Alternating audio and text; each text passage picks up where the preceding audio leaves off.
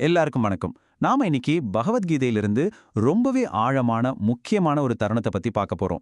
மகாபாரத போர் ஆரம்பிக்கிற அந்த நொடியில இந்த முழு பிரபஞ்சத்தோட அதிபதியான பகவான் கிருஷ்ணர் எப்படி தன் பக்தனான அர்ஜுனனுக்கு ஒரு சாதாரண தேரோட்டியா மாறுகிறார் அப்படிங்கிற அந்த அற்புதமான தருணத்தை தான் நாம ஆராய போறோம். வாங்க உள்ள போகலாம்.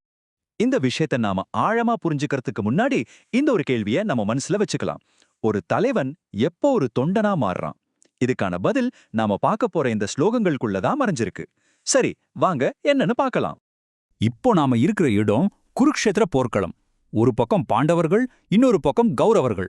இரண்டு மாபெரும் படைகளும் உன்னை அழிக்க தயாரா நிக்குது. வரலாறுல இதுவரைக்கும் நடக்காத ஒரு பயங்கரமான போர் தொடங்க போகுது. துரியோதனனோட பிடிவாதம் காரணமா இந்த போருக்குள்ள தள்ளப்பட்ட அர்ஜுனனுக்கு தன் சொந்த பந்தங்கள், தன் குருக்கள் இவங்களோட சண்டை போட சுத்தமா மனசே இல்ல. இருந்தாலும் இந்த போர்ல நாம யாருக்கெல்லாம் எதிரா நிக்க போறோம்னு ஒரு தடவை பார்க்கணும்னு நினைக்கிறான். இங்கதான் அந்த முக்கியமான தருணமே வருது. அர்ஜுனன் தன் தேரோட்டிக்கிட்ட ஒன்னு சொல்றான். ஆனா அது ஒரு சாதாரண வேண்டுகோள் கிடையாது, அது ஒரு கட்டளை. அதுவும் யார்கிட்ட தெரியுமா? சர்வ வல்லமை படைத்த சாட்சாத் பகவான் கிருஷ்ணர்கிட்டயே ஒரு கட்டளை போடுறான். பகவத்கீதா அத்தியாயம் 1 ஸ்லோகம் 21 மற்றும் 22. அர்ஜுன உவாச்ச சேனையோர் உபயோர் மத்தியே ரதம் ஸ்தாபய மேச்சுத யாவத் ஏதான் நிரீக்ஷேயகம் யோத்துகாமான் அவஸ்திதான் கைர்மயா சக யோத்தவ்யம் அஸ்மின் ரணசமுத்தியமே.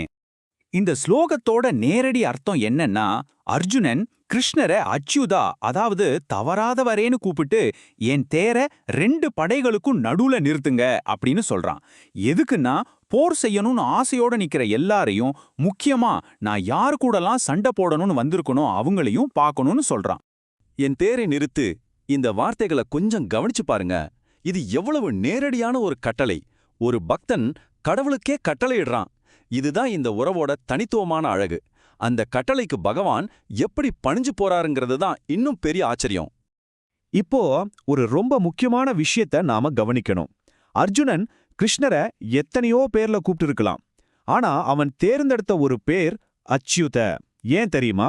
அந்த ஒரு பேருக்கு பின்னாடி ஒரு பெரிய தத்துவமே அடங்கியிருக்கு. அச்சுதா அப்படின்னா தவறாதவர்னு அர்த்தம். ஆனா எதுல தவறாதவர்? அவரோட சக்தியிலையோ இல்ல பதவியிலையோ மட்டும் இல்ல. அதைவிட முக்கியமா தன் பக்தர்கள் மேல காட்டுற அந்த நிபந்தனையற்ற அன்புல, அந்த பாசத்துல அவர் ஒருபோதும் தவறுவதே இல்ல. அதனாலதான் அவர் அச்சுதன். இந்த ஒப்பீட பாருங்க, எவ்வளவு அழகா இதை விளக்குது. ஒரு பக்கம் அவர்தான் எல்லாத்துக்கும் தலைவர், எல்லாமே அவரோட கட்டுப்பாட்டுல தான் இருக்கு. ஆனா இன்னொரு பக்கம் பாருங்க, தன் பக்தனுக்காக எந்த ஒரு தயக்கமும் இல்லாம ஒரு தேரோட்டி வேலையை ஏத்துக்கிட்டு அவன் சொல்ற கட்டளைகளையும் நிறைவேற்றுறார்.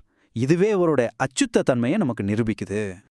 இதுதான் நம்மள பக்தனுக்கும் பகவானுக்கும் இடையில இருக்கிற அந்த இனிமையான தெய்வீகமான உறவுக்கு கூட்டிட்டு போகுது. இது வெறும் முதலாளி வேலைக்காரன் உறவு மாதிரி கிடையாது. இது முழுக்க முழுக்க அன்போட பரிமாற்றம். விஷயம் என்னன்னா, பகவான் வெறும் கட்டளைகளை ஏத்துக்கிறவர் மட்டும் இல்ல. உண்மையில அவர் தன் தூய பக்தனுக்கு சேவை செய்ய ஒரு வாய்ப்பு கிடைக்காதான்னு தேடிக்கிட்டே இருக்காராம். அவரோட அன்பு அவ்வளோ பெரியது. அடுத்தவங்களுக்கு சேவை செய்யறதுல அவர் ஒரு ஆனந்தத்தை காண்றார். இதுக்கு என்ன அர்த்தம்னா, அவர் மத்தவங்களுக்கு கட்டளையிடுறதை விட அவரோட தூய பக்தன் அவருக்கு கட்டளையிடும்போது அதுல ஒரு தனிப்பட்ட தெய்வீக இன்பத்தை அவர் அடைகிறாரு. யோசிச்சு பாருங்க, எல்லாரும் அவருக்கு கட்டுப்பட்டவங்க. ஆனா ஒரு தூய பக்தன் தனக்கு ஆணையிடும்போது அந்த அனுபவத்துல அவர் ஒரு தெய்வீக மகிழ்ச்சியை காண்றார். இதுதான் அந்த உறவோட உச்சகட்டம். சரி, இவ்வளோ நேரம் நாம பார்த்த அர்ஜுனனுக்கும் கிருஷ்ணருக்கும் நடந்த இந்த சின்ன உரையாடல்ல இருந்து நாம நமக்காக எடுத்துக்க வேண்டிய முக்கியமான பாடம் என்ன? சுருக்கமா சொல்லணும்னா ஒரு 3 முக்கியமான பாடங்கள். 1, பகவானோட அளவற்ற சக்தியை கூட ஒரு தூய பக்தனோட அன்பால கட்டுப்படுத்த முடியும். 2வது, அச்சுதங்கிற பேரோட உண்மையான அர்த்தம் சக்தியில மட்டும் இல்ல, அன்புள்ள தவறாதவர்ங்கிறது தான். 3வது, ஒரு உண்மையான உறவோட உச்சமே எஜமான் தொண்டனாகவும் தொண்டன் எஜமானாகவும் மாறி ஒருத்தருக்கொருத்தர் சேவையில பரிமாறிக்கிற அந்த ஆனந்தத்துல தான் இருக்கு. கடைசியா இந்த தெய்வீக தத்துவத்தை நம்ம அன்றாட வாழ்க்கையோட இணைச்சு பார்க்க ஒரு கேள்வி. நம்ம வாழ்க்கையில எந்த ஒரு எதிர்பார்ப்பும் இல்லாம மத்தவங்களுக்கு சேவை செய்யும்போது அந்த சேவையில நாம அடையிற உண்மையான தூய்மையான ஆனந்தம் எது? இதை கொஞ்சம் சிந்திச்சு பாருங்க.